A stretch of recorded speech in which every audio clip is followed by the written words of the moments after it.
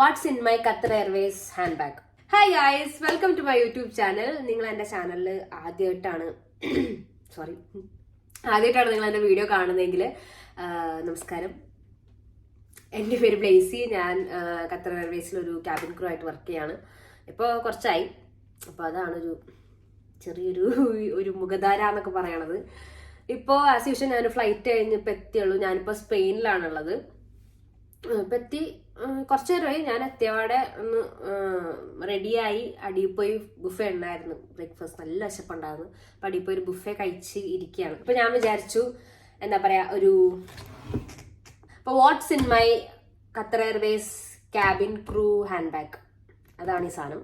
Qatar Airways cabin ക്രൂവിൻ്റെ female cabin ക്രൂസിൻ്റെ hand bag.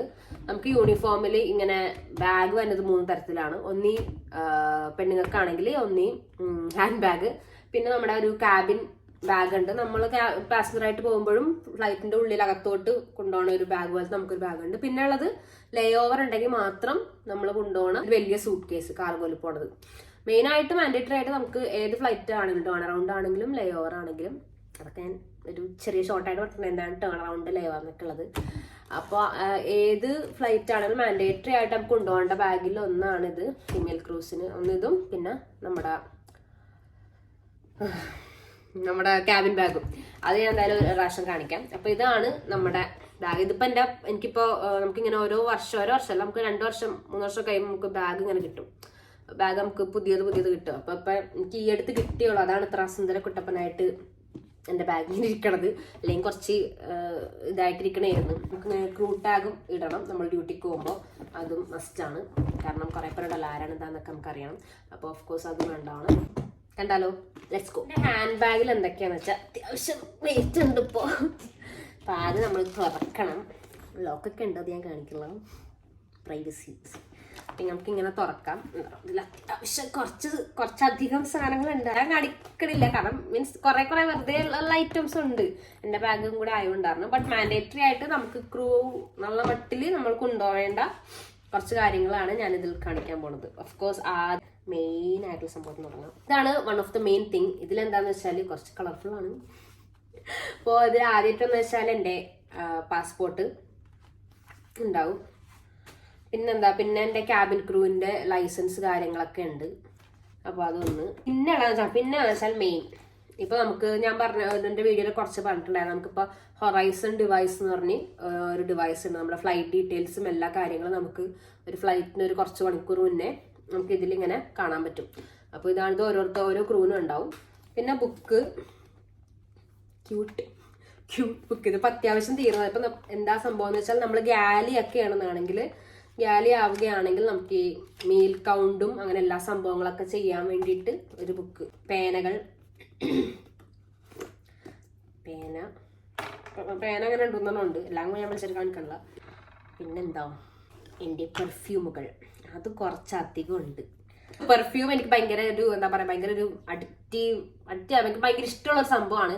One of the സംഭവം. ഓരോരുത്തർക്കും ഒരു ഇഷ്ടമുണ്ടാവും. ലിപ്സ്റ്റിക്ക്, ചിലർക്ക് അത് ഇതെന്നൊക്കെ പറഞ്ഞ ഇഷ്ടങ്ങൾ ഉണ്ടാവല്ലോ.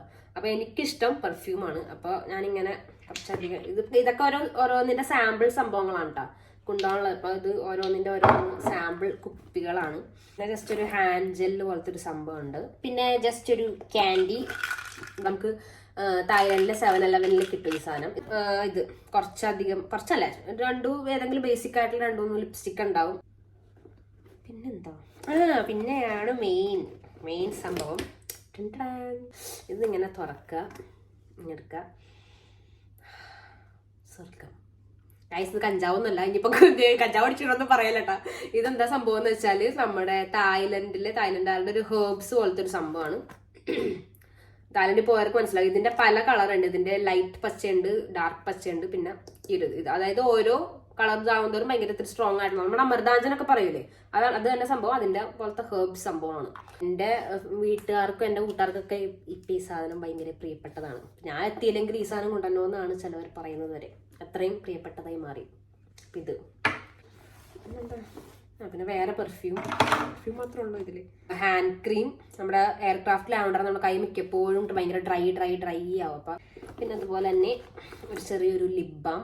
ഇപ്പം ചില സമയത്ത് ഫ്ലൈറ്റ് ടർബുലൻസ് ഇതൊക്കെ വരുമ്പോൾ നമുക്ക് ചിലപ്പോൾ ഛർദ്ദിക്കാനോ അല്ലെങ്കിൽ നമുക്ക് ഇങ്ങനെ എന്തെങ്കിലുമൊക്കെ ഒരു ബുദ്ധിമുട്ടൊക്കെ തന്നെയാണെങ്കിൽ ഈ സാധനങ്ങളൊക്കെ നമുക്ക് ഭയങ്കര യൂസ്ഫുൾ ആണ്. ദോഹയിലെ താക്കോൽ, ദോഹയിലെ നമ്മുടെ റൂമിൻ്റെ താക്കോൽ.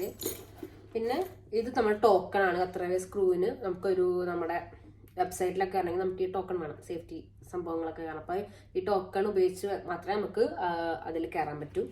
പിന്നെ കാൽക്കുലേറ്റർ ആണ്. പിന്നെ കുറച്ച് ഇങ്ങനത്തെ കുറേ നോട്ട് പാഡ്, നോട്ട് സംഭവങ്ങളൊക്കെ നമ്മുടെ ഏതൊക്കെ എയർക്രാഫ്റ്റ് അതിൻ്റെ ഒക്കെ ഇത് നമുക്ക് ബ്രീഫ് ട്രെയിനിങ് സമയത്ത് കിട്ടണതാണ്.